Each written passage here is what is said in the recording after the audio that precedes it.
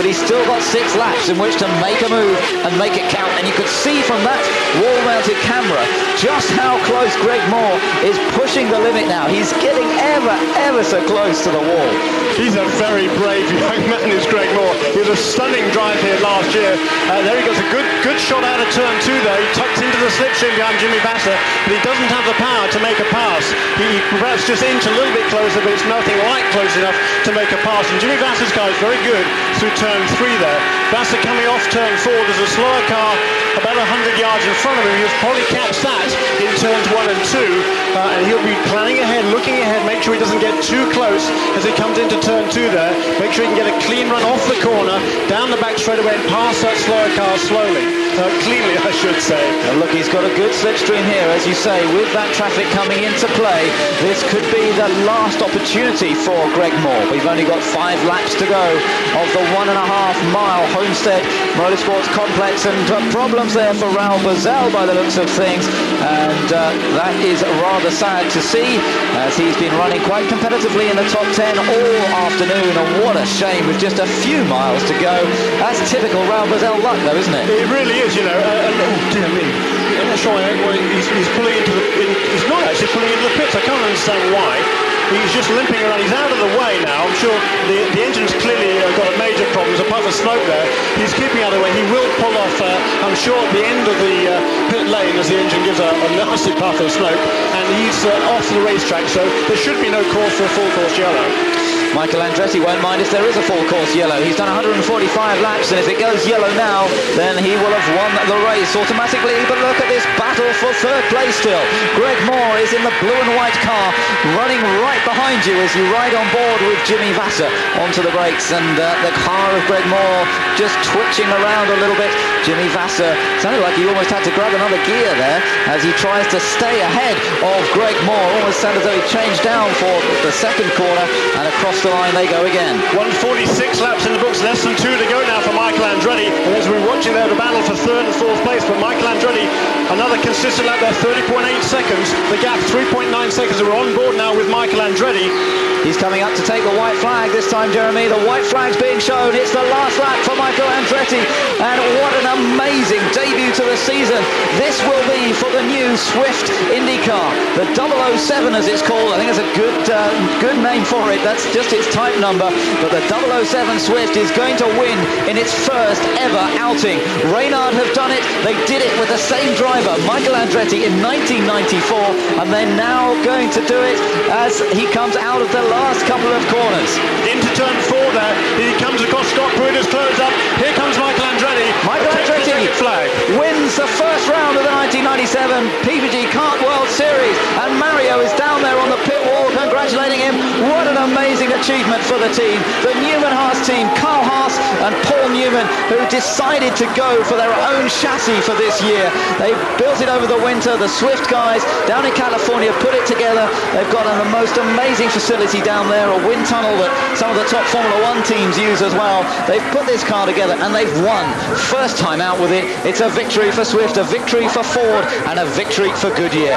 And for Michael Andretti, after winning 5 races in the 1996 championship and finishing runner-up, what a perfect start to the season. Paul Tracy finishes in 2nd place. Jimmy Vasser holds off Greg Moore for that 3rd position.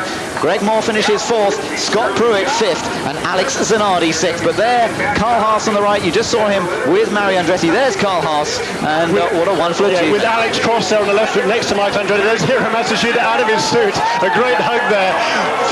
He even gets a kiss from Carl Haas. Now there's something you would want, isn't it? Absolutely amazing. And Wilson Fittipaldi there, Christian's father. Alex Cross, of course, he's one of the founders of Swift way back in 1983, and he's a delighted man indeed. What a great day for these guys from Swift Engineering. Look at that, they've got the banner ready already. Now that is confidence for you. First win for an American chassis since April the 17th, 1983. Us Brits better watch out, Jeremy, because the Americans have learned how to build an IndyCar. Phenomenal success. What a great... There's Peter Gibbons there, who's Michael Andretti's race engineer. He's been with Michael a long time. Peter Gibbons had a lot of input into that race car, along with Mark Hanford, a British aerodynamicist. They used the wind tunnel, fantastic wind tunnel that Swift Aero has down there in San Clemente, Southern California. But what a fabulous day for Michael Andretti. brilliant achievement for Michael Andretti, and the 34-year-old American who's won the championship before. He's had success in so many years, but what a brilliant success this is to start off the season.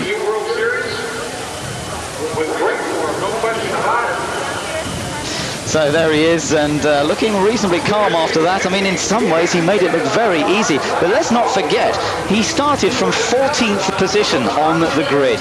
He really obviously worked on a race setup for today. Hopefully we're going to hear from him any second now and see exactly what he has to say after that tremendous performance. The guys from Goodyear, they're absolutely delighted as well, because first honours to Goodyear in the battle with Firestone, and the Penske guys coming over as well. Paul Tracy finishing second today, couldn't quite match his great rival Michael Andretti, and Jimmy Vasser taking that third place. Let's just see if we get to hear from Michael Andretti. Hopefully we will in just a few moments.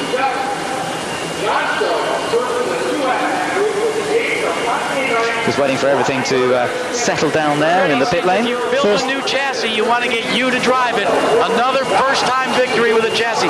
The Renards, and now getting the congratulations of his teammate, Christian Fittipaldi. Oh, it was perfect. You know, it's just great. Yeah, I'd love the new chassis every race would be great, but I just had a lot of confidence in it. You know, this morning we made some changes last night, and the car was perfect this morning. I think we have a good shot at it, and green flag drop, we went forward and didn't miss a beat. The whole Kmart Havoc guys, they did a great job in the pit. There's another guy that wants to stick his head in here. He said he had the need for speed at the top of the show. Paul Newman, he is a co-owner of the car, but listening to the radio transmissions, you had oiling problems in your primary car, and then Lee White said at the end of the race, looks like you finally figured the clutch out. What was that all about? Are you having some problems with the clutch? We've been with this car ever since I got in it. All practice long, I'd be stalling it when I went out of the pits, and we got it right there in the end. So. Your father, so critical through so many years, was there on the headset, really working hard, more so than we've ever seen before, down on pit road. He wasn't sitting up in the perch. He was back and forth with Lee White and the rest of the crew. Well, he's a great help. You know, there's so many years of experience there, and it always just helps so much to have him there. When you get a victory like this with a brand new chassis, how does that make you feel for the rest of the season? Again, the other car owner, Carl Haas here, congratulating. Now, Carl is the importer of the Swift chassis, but you're the only one that's going to be driving them this year, you and your teammate. But now, with the first race under your belt, knowing you've got this chassis where it needs to be, what kind of confidence does that give you for the rest of the season? I have a ton of confidence, and the Ford Cosworth ran great, and the Goodyear tires, so I think we have the whole combination. So we're very excited about this year, you know, and my hat's off to Carl for taking the chance in the car, and I can't wait till the next race. Well, Gary, one of the questions at the top of the show is who has the best package. Right now, it looks as if Newman Haas has the best package, Bob Varsha.